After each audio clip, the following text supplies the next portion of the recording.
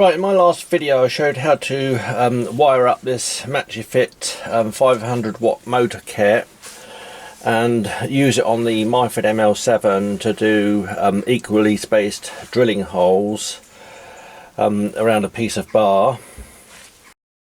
And that works brilliantly on the Machifit, but I wanted to be able to use this one on the Chinese mini lathe as well, and therefore I made up a pallet that goes on the cross slide, and I used my Machifit milling slide on that pallet to actually mount this one. Also, when I bought this set, it came with an ER11 collet chuck, which was on the spindle there. There's two grub screws in that one, and I took those out. Couldn't pull it off at all. It's really tight on there, and therefore I had to use an improvised extractor tool to pull that one off. The reason I want to take it off is that I find that the ER11 collets are quite fiddly to use, and obviously you're restricted in what collets there are for it.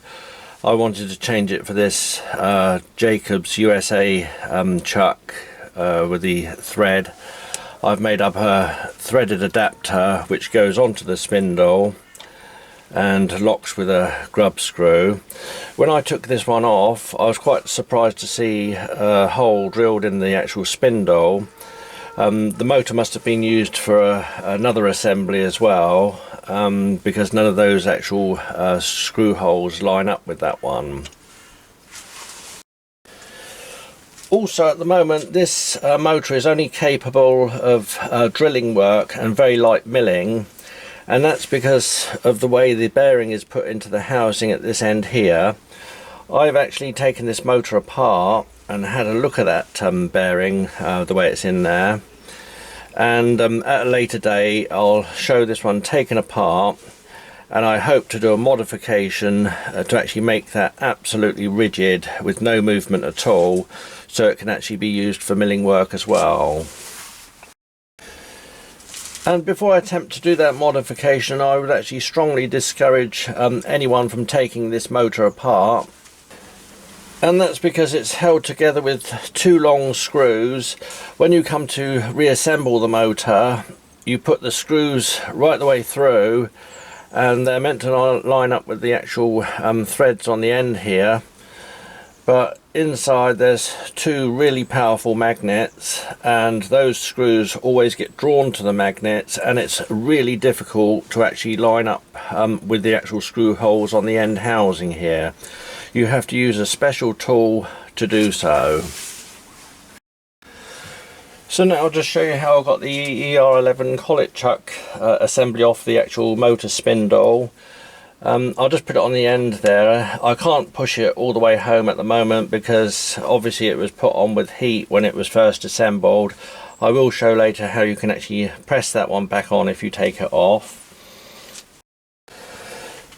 You put the ER11 collet chuck nut on, screwed fully home, and then use one of these brake pipe flaring toolkit vices.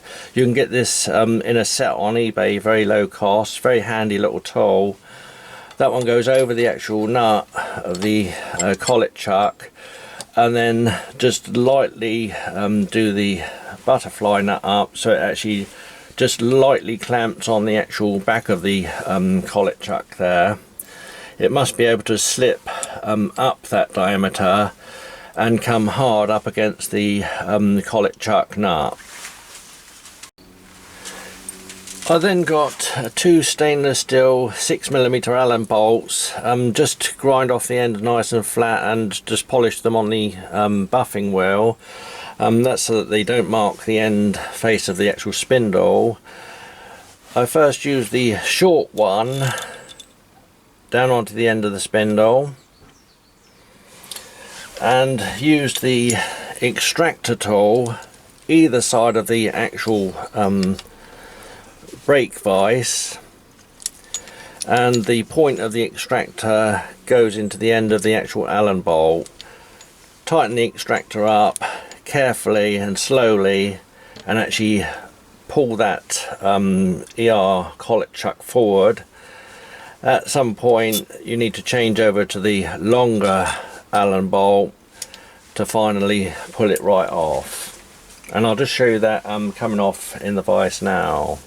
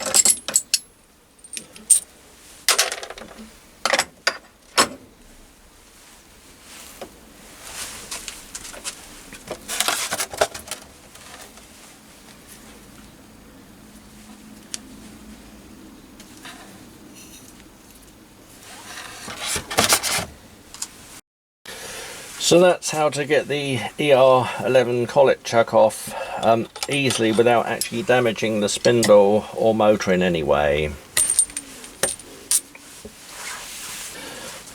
Now I'm going to polish my ER11 collet chuck out a bit so it's easier to go on, because they're a great little chuck to have if you're using small end mills, much better than using the actual Jacob's chuck. If you do want to press it on in its original state, you have to take off the fan at the back here, take off a circlip, and that one pulls off, and then you would have to offer it up to the actual spindles nice and squarely and use a vise, large vise, or a press of some type. You can actually use one of those sash clamps, I think, and just carefully tighten that one and push it back on. But like I say, I'm going to polish mine out so it's easy to put on, just like my ordinary adapter for the actual Jacob's chuck. So I'd just like to make that perfectly clear so that no one actually breaks their motor. When you put the actual collet chuck back on, if you're going to put it back on in its original state, it must go on nice and square.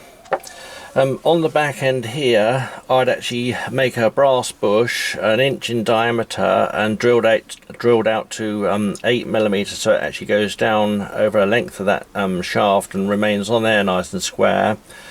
And then you can use the clamp or whatever you're going to do to press it together to put the force on both those ends, and that won't damage the motor at all. If you put any pressure at all on these aluminium housings on each end, they will break. So the Jacob's chuck adapter is very easy to make. I made mine out of stainless steel. The shoulder length there is 20mm. The overall length is 33mm or thereabouts. The thread, which I die cut, is 3/8 times 24 UNF, and then I drilled and carefully drilled it so that it's a really nice close fit to that actual spindle. Use a pilot drill first and work your way up in size until you use the 8mm drill. And I drilled it slightly short, drilled this one through and tapped it I used a I think it's a 4BA or a 2BA grub screw, I think it is. Use a 4mm grub screw if you want. And then I actually kept drilling it slightly deeper until that hole actually lined up with the actual one on the shaft here. I don't know whether all of them have that hole on there, but I presume they do, because I think, like I say, they were used for a different purpose before they were made into this actual fixture design. So that one slides down over the actual spindle, and then my grub screw goes down and locks nice and centrally in that hole and prevents that coming off.